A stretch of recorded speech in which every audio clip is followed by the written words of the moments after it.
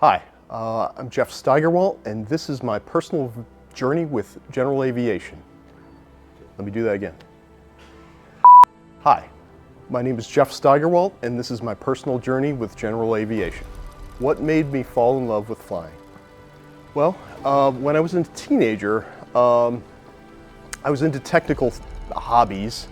I like motorized things, and you know, in terms of kind of thinking forward into like what's going to help me stand out in college admissions, quite frankly, you know, we're thinking about, okay, how can I show my interest in technical things, my love of you know, motorized transportation, all that, and we kind of came upon an idea like, hey, you know, I could take flying lessons because we have a local field.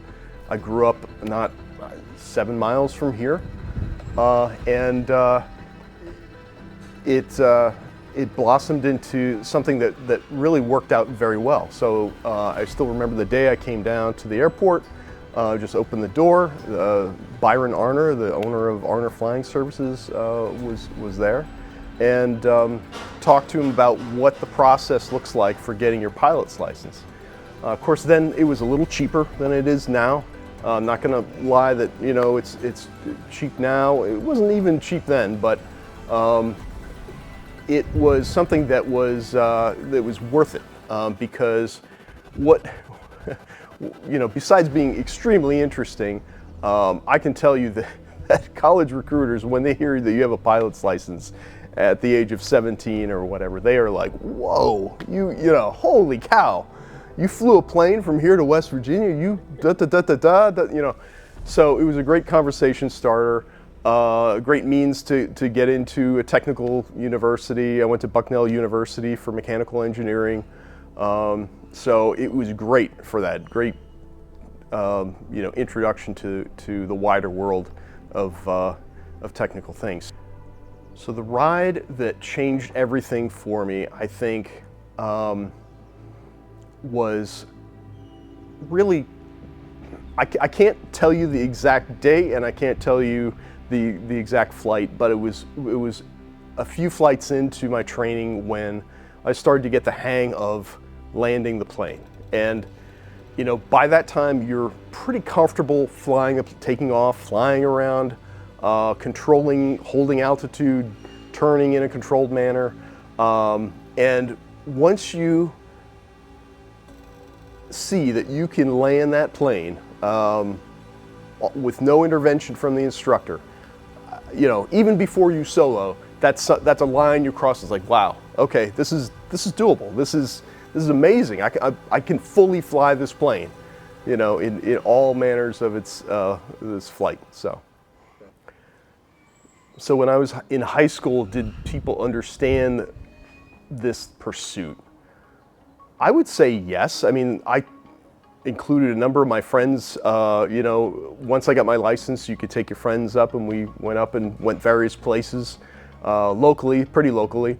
But we had a lot of fun, you know, and I think, you know, my friends were pretty technical in their own right, and so they really appreciated that, you know, the aspects of the training I went through, and see the hard work that, you know, you needed to put in to get to a point where you're getting a license, you know, to fly. So yeah, I think I had a supportive group of friends and teachers as well.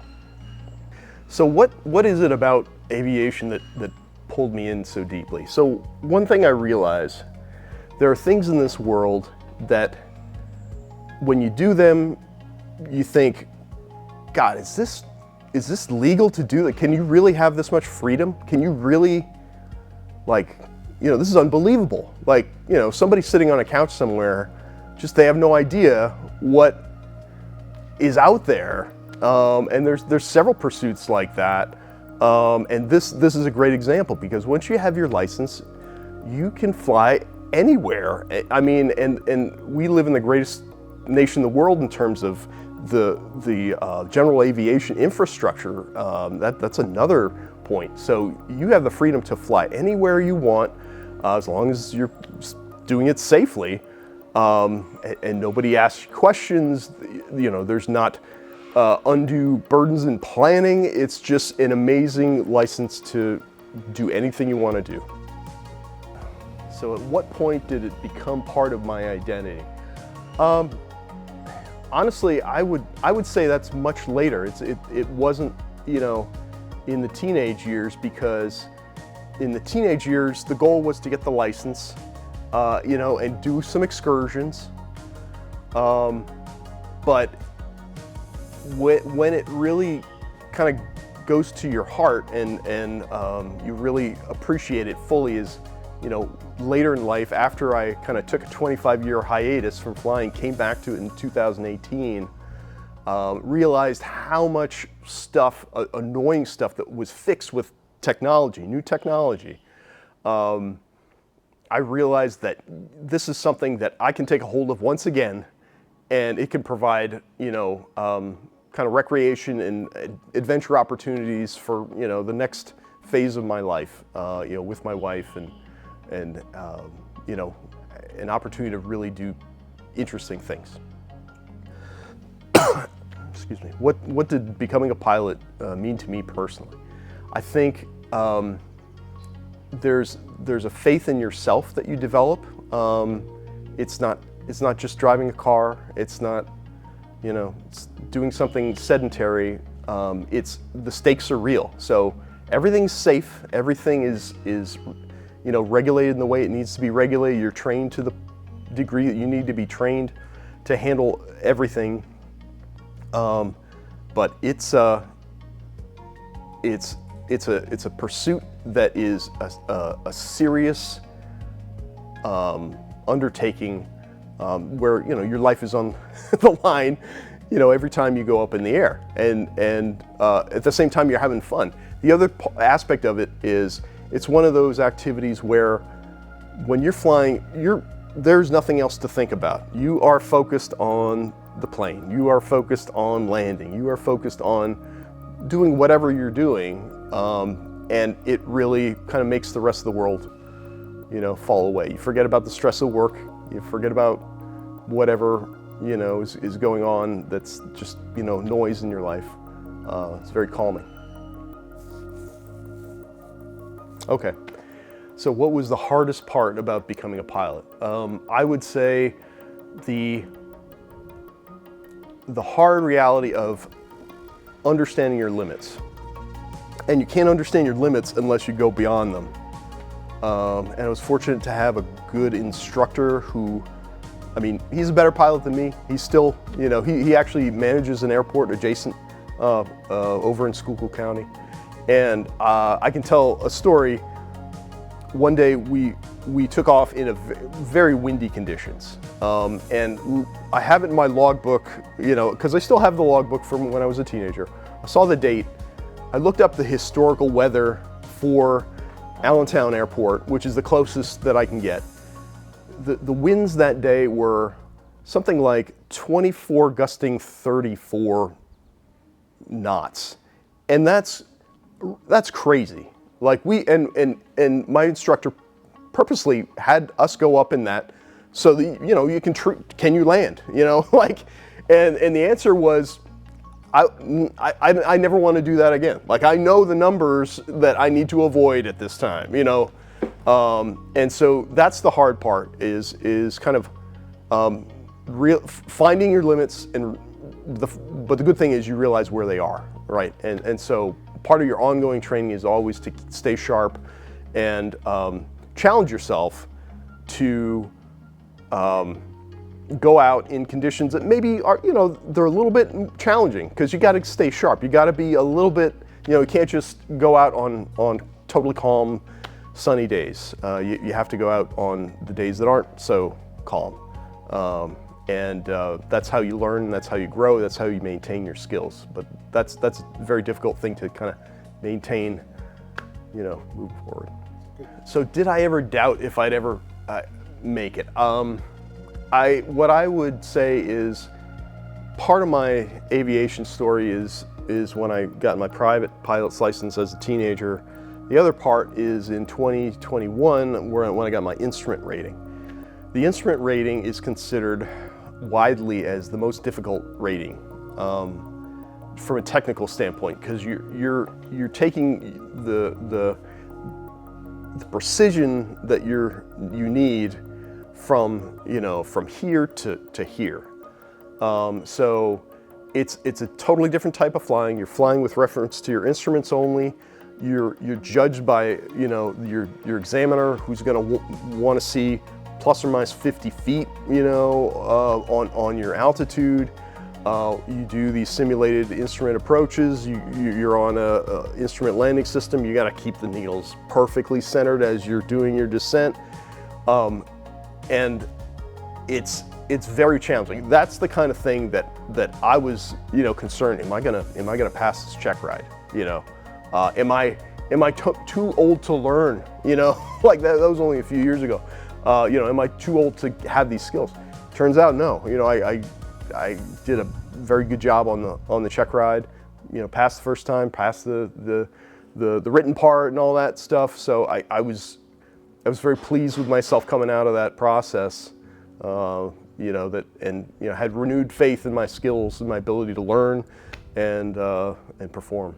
So, yeah, flying isn't cheap. The sacrifices you need to make. I think as a young person, it's much more acute of an issue because you're really talking about a zero-sum game, and that you really have to decide what you're going to invest in, because at that age it's an investment in your future self for reasons like I outlined. It looks great on a college transcript or a college application, but as an adult, I think I've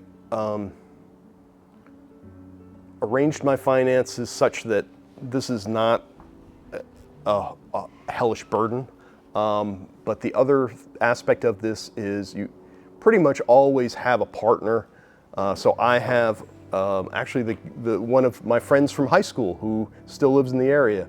He has access to this airplane. He pays me an hourly rate. He helps me with hangar rent. So all those things help out with the cost to own. And I would say, similar to other planes on this field, there's a flying club just a few hangars down. In another adjacent hangar, there's a group of guys that fly a plane that a doctor owns that he's too old to fly, but they keep up the plane with the maintenance, and they're adding avionics and having all kinds of stuff. So, you can't. You have to plan set up your life so that you have some breathing room for sure. But you can't live in a McMansion and max out your credit cards and then expect to do something like this. That's never going to happen. So what pulled me away from aviation, once I finished my initial training? I would say it's just time, right? You become a full-time student. So, I was a senior in high school when I got my pilot's license, and then went off to college. So, college is a full-time undertaking. I did a bachelor's of mechanical engineering in 4 years.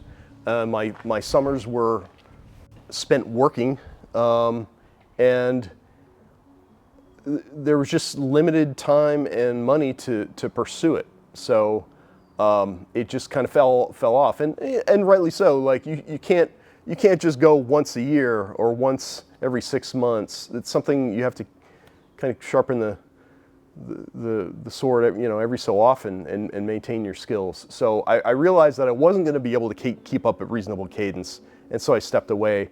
And of course, I got married, had a kid, we bought a house, all those things.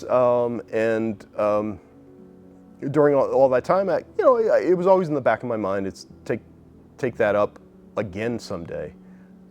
But it was definitely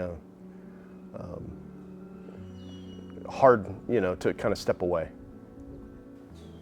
Yeah. So yeah, what kind of obstacles, do I face that maybe people don't understand?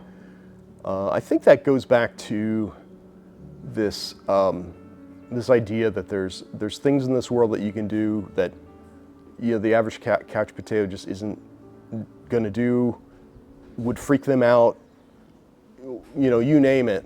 It's outside of a box, and but once you realize the privileges we have here in the United States with GA and the things you can do with it, that's your motivation. That's part of the motivation, So I'll tell you about an instance where I definitely failed, and it was during a check ride. It was my private pilot's license check ride. It was down in the Allentown area. Of course, I was 17.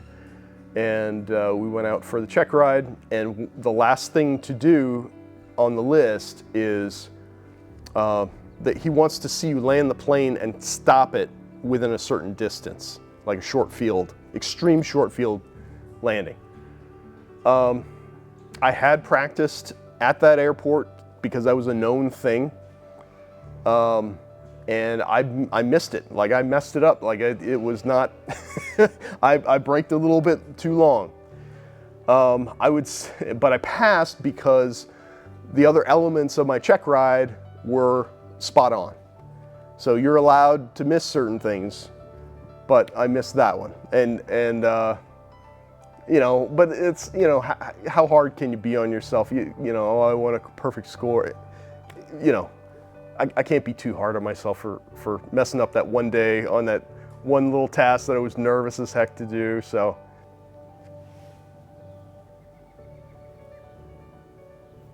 let's see. I'm trying to think.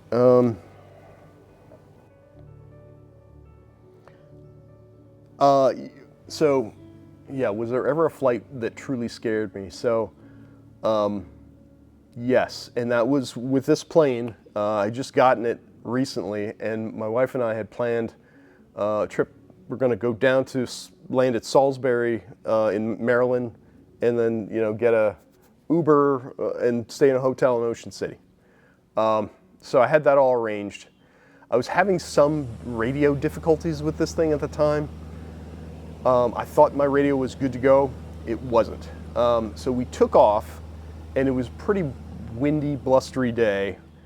The assumption was I wouldn't have to deal with that because where I was going, it was going to be fine. Well, we did the climb out of, and at that time my plane was kept over in Schuylkill County's airport. We took off, headed south, and I called Harrisburg Approach to get flight following, which means to have the air traffic control just help you.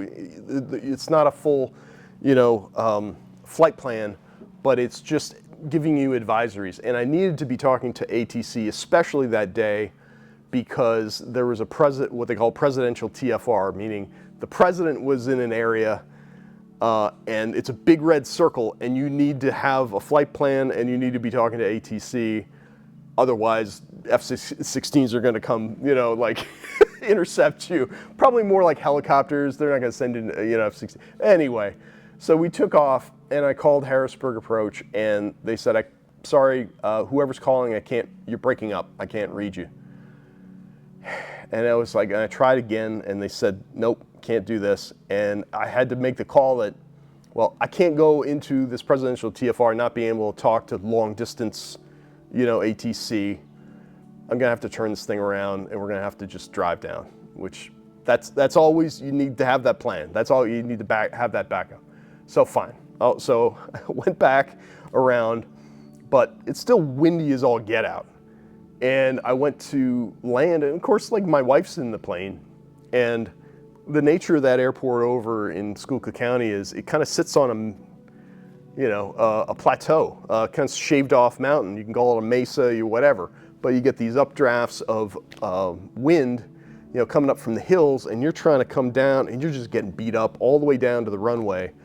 And the first attempt at landing, I did a bounce, and I touched the nose wheel, which is worse. I mean, that's kind of like a boing, and whenever that happens, that means you lost airspeed and it's trying to sit down too soon.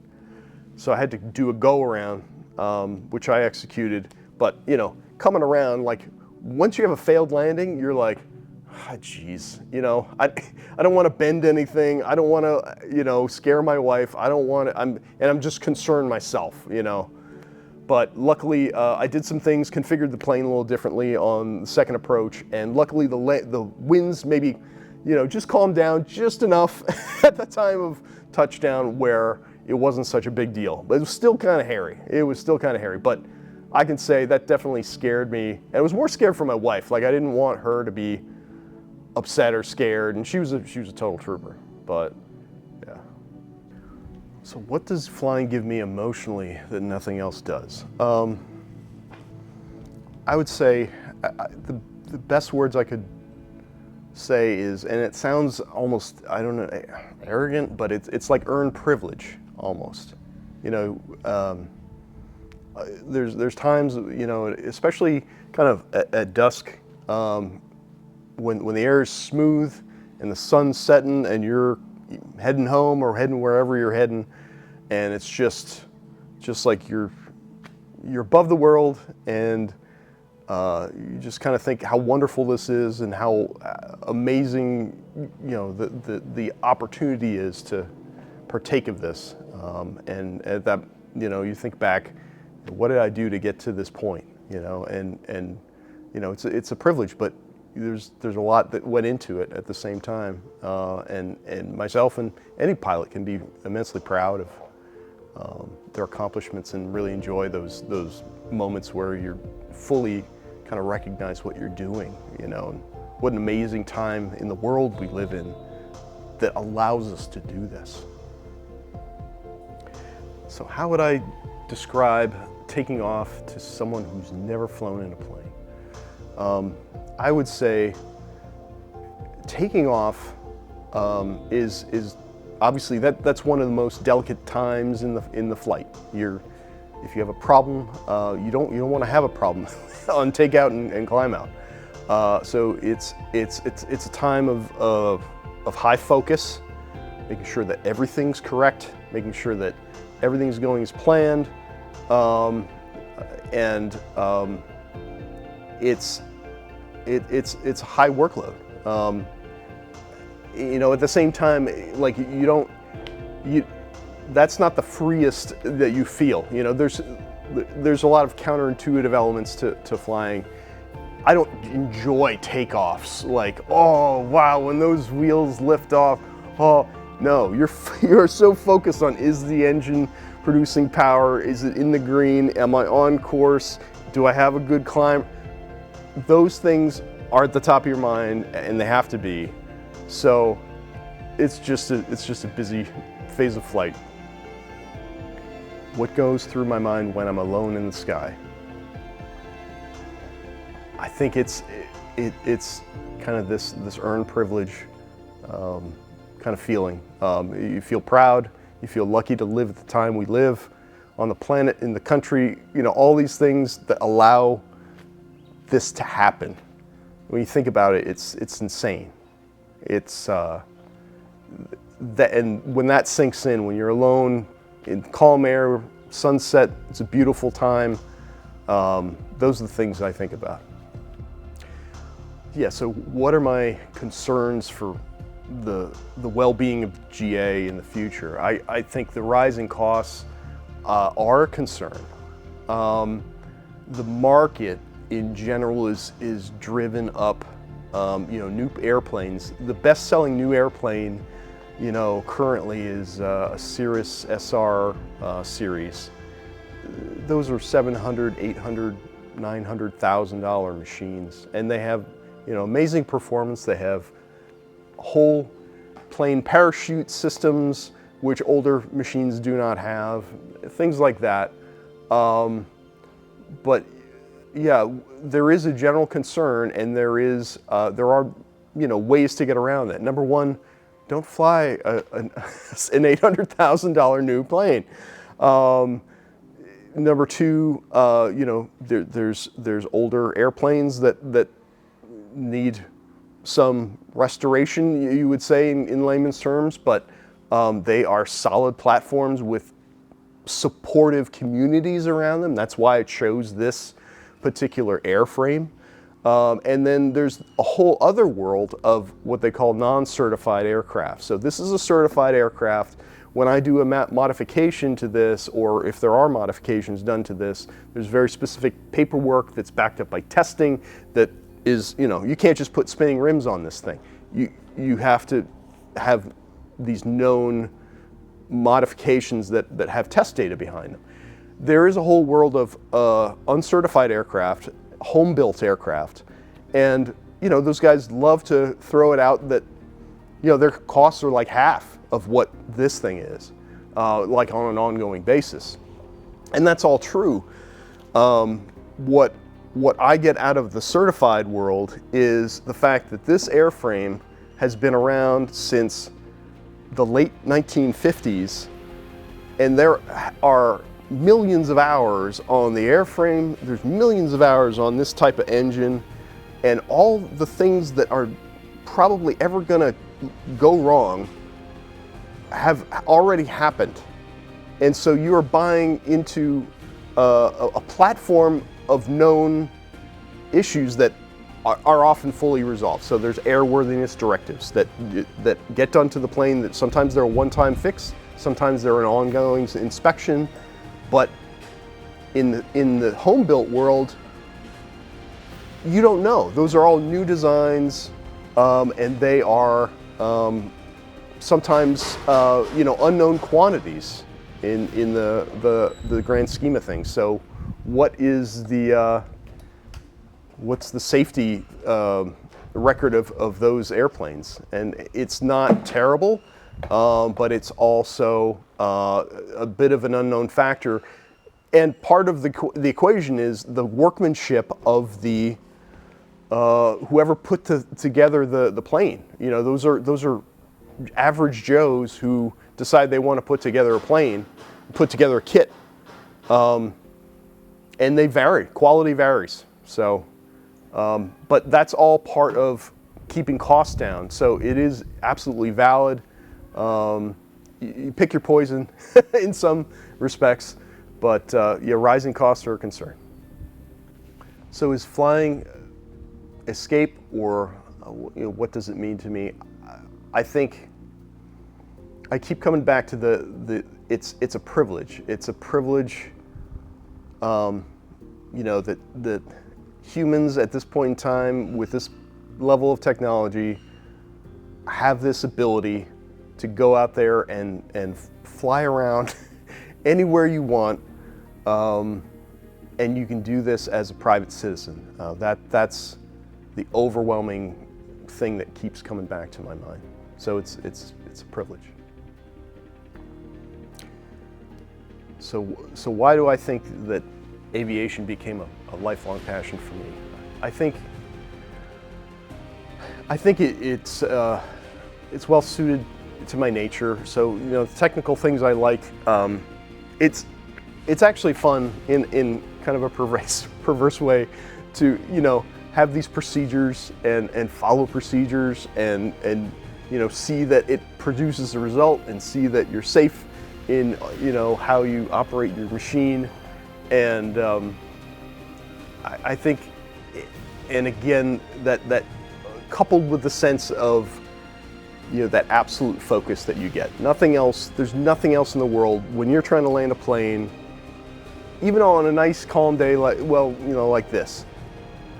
You are focused. It clears your mind absolutely, and that's something that's rare with any other pastime.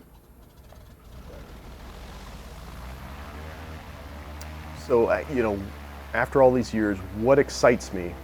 I think it's the unlimited possibilities. So what I've done with this aircraft, I've owned this aircraft for a couple of years, and has been an ongoing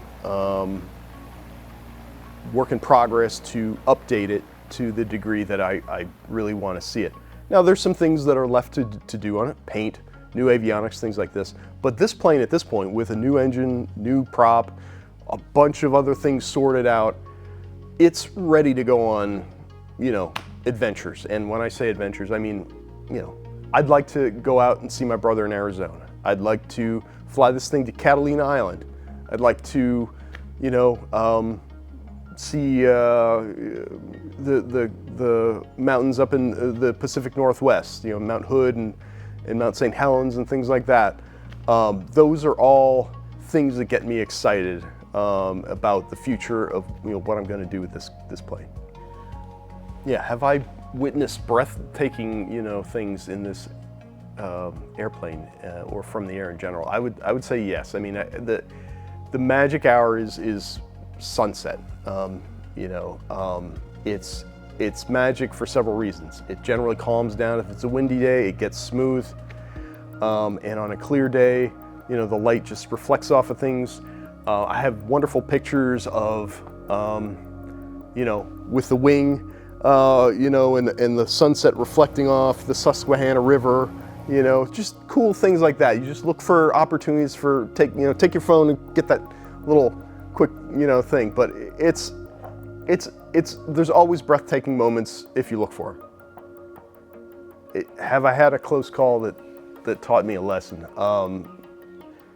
So the flight I had with my wife where I had to land in conditions that I didn't enjoy. So that was a misjudgment on my part, because there's a rule, don't take off into any conditions that you don't want to land in, because you never know what's going to happen. And that day, we had radio trouble. We had to return to the airport, and it burned me. And that was not a good day. It was kind of hair raising. So I definitely learned to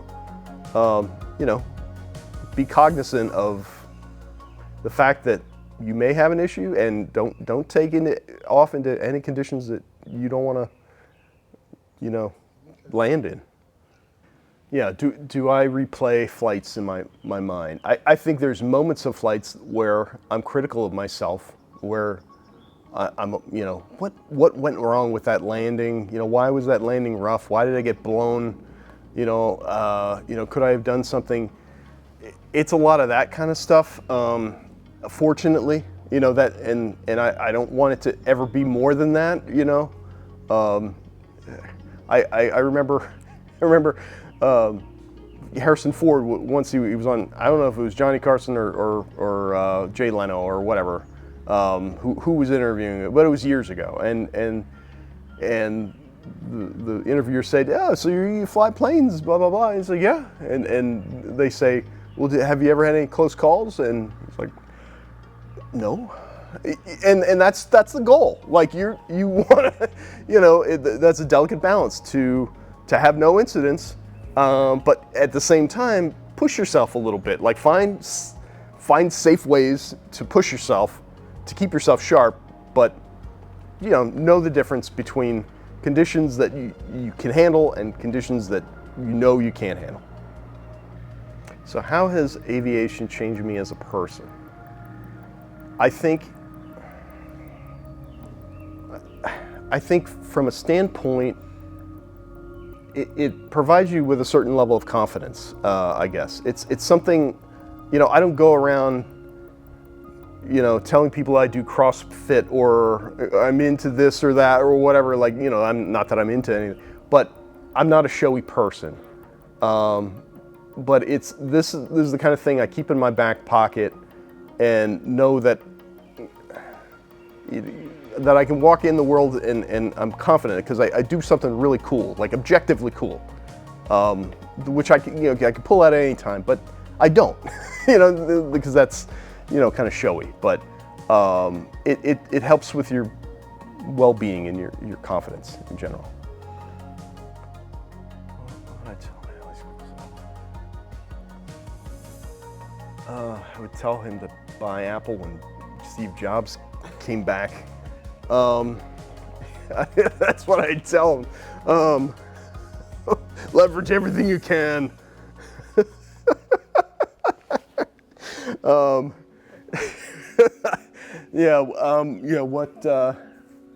You can buy whatever you want. You can buy the Cirrus.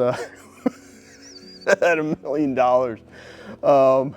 what would I tell? What would I tell my high school self?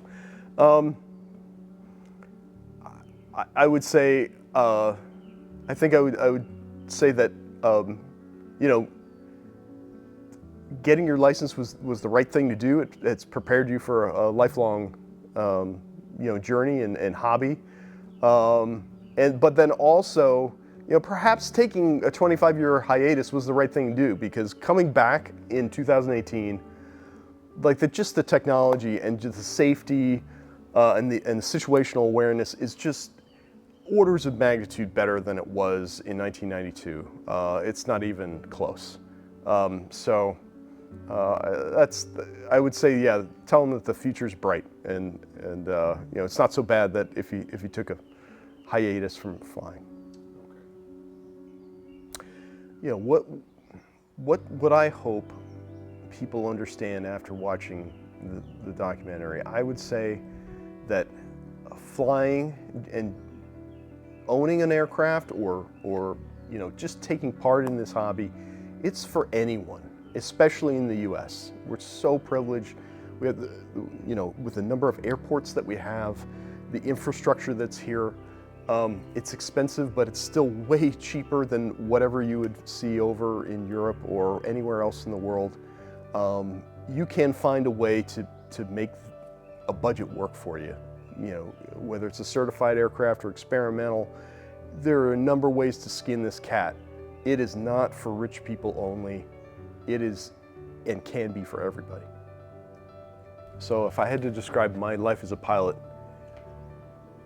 you know, with one word, you know, what would it be? Or sentence. I think it would. God, that's a hard one. That's a hard one to boil it down. You know, because there's aspects of you know, pride, and then you know, the things you get out of it, and the moments you have, and the friends you make. I'm gonna unfortunately disappoint you. I don't know if I can put it into one word or one sentence, because it means a number of things to me, and takes a lot more words to describe it. So yeah. Yeah, what would I tell people who have been, yeah, afraid or curious? You know, do some Googling and find a local airfield and find a flight school, and they have what they call discovery flights. So you can show up at the field. It's a nominal fee. It's not the full fee, but it's just, do you like this? Does this appeal to you? And you will be shocked and amazed at how much you will be permitted to do on that flight. You know, my first flight, for example, I remember it vividly. I took off. Like the instructor had his actually he probably did more work with the rudders and steering the thing, keeping us straight on the runway. But I had my hands on the yoke, and I had my hands on the throttle, and he said, "Okay, gently pull back." And, you know, we lifted off, and, you know, he just provided some very basic guidance, but, you know, that's that's what they'll let you do. You know, as long as you don't do anything crazy. But, you know, you will be surprised how much you're permitted to do on that discovery flight. And I think you get a really good sense of your appetite for the everything, you know, to do with flying small planes. So, I have a friend who I always thought was very mechanically inclined, whatever. He took a discovery flight and he walked away and never wanted to do it again. He learned, you know, you definitely learned something on that discovery flight. So Google it, go to your local field, find the flight school, and schedule a discovery flight. So I guess what I would say to young people in general, and they could choose to do flying, or they could choose to do travel, or anything that's expensive. Don't follow the herd. Like, don't let the mortgage broker tell you how much house you can afford. You need to make that determination as young, especially when you're young, you're getting into your first house, because that's your primary, it's the biggest expense you have, and you're just strapped for years, trying to make mortgage payments. There's people who, and maybe, to their credit, that's all they ever wanted. All they ever wanted was, a house in a development with deed restrictions and this tidy thing, and that's what they want. And more power to them. But if you want to do anything, whether it's this or anything that requires more means, I'm going to go a little bit off the rails and say, a book that I read years ago, Rich Dad, Poor Dad by Richard Kiyosaki. You have to know financially what you need to do to get to just to a place where you can retire comfortably, let alone this. And this is the cream on the top. If you can get to a place where okay, I got retirement covered, and I got a little more that I can justify peeling off and spending money on a hobby like this or anything, similar. That's the most important thing, and it's going to help you sleep at night when you're older. Having that financial base. I would never advocate that an older person go into debt doing this. I don't think that's a good thing to do. But for young people, that's what I would say. Like, you gotta start your financial life with intent, not necessarily to know exactly what. Maybe a precise goal motivates you.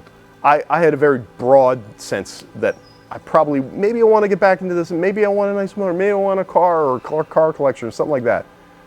But you got to enable yourself to have the financial means to make that all possible. And that all goes into understanding money in a general sense, how to, intentionally become an investor, because that's what gets you to the point where you can do this stuff. Thank you very much for your time today. I appreciate the flights and all the insight Yep. On being a pilot. It's definitely has impressed me, and it's made me just a bigger fan. I'm glad to have this privilege to be able to enjoy a little bit of this with you. So Yeah. appreciate it, Jeff. And I hope you enjoyed it. It was a little bit of a bumpy day, but I hope it was, It was good. It was great. good and interesting. So, All right. Thank Yeah. you very much. thank you.